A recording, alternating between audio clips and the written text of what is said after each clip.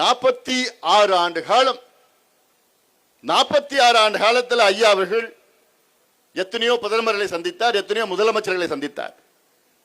எம்ஜிஆர் அவர்களை பலமுறை சந்தித்தார், கலைஞர் அவர்களை பலமுறை, பிறகு ஜெயலலிதா அம்மையார் அவர்களை பலமுறை சந்தித்தார், பிறகு எடப்பாடி பழனிசாமி அவர்களை பலமுறை சந்தித்தார்.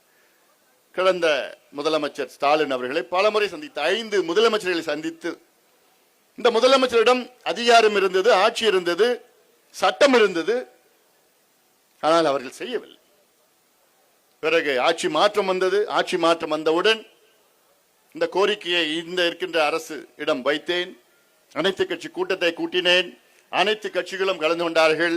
பிறகு முதலமைச்சரை சந்தித்தேன், வலியுறுத்தினேன். இதனுடைய முக்கியத்தை நான் தெளிவாக விளக்கி சொன்னேன். கிட்டத்தட்ட 25 நிமிடம் தெளிவாக ஏன் இந்த கணக்கெடுப்பு நடத்த வேண்டும் என்று சொன்ன பிறகு உடனடியாக இந்த அரசு 46 ஆண்டு கால நம்முடைய கோரிக்கையை நிறைவேற்றி இருக்கிறது. தமிழ்நாட்டில் உள்ள 100 ஆண்டு கால கோரிக்கை சமூக நீதி கணக்கெடுப்பு, சாதிவாரி கணக்கெடுப்பை நாங்கள் நடத்துவோம் என்ற அறிவிப்பு வந்திருக்கிறது. இதுதான் உண்மையான சமூக நீதி. அதற்காகத்தான் தொடங்கப்பட்ட கட்சி பாட்டாளி மக்கள் கட்சி.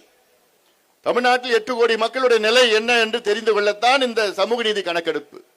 இது நம்ம இல்லைன்னா இது காலகாலமா இது அறிவிப்பு வந்திருக்காது. அறிவிப்பு வந்திருக்கு, அதை நடைமுறை செய்ய வேண்டும் என்று அடுத்தது அழுத்தம்.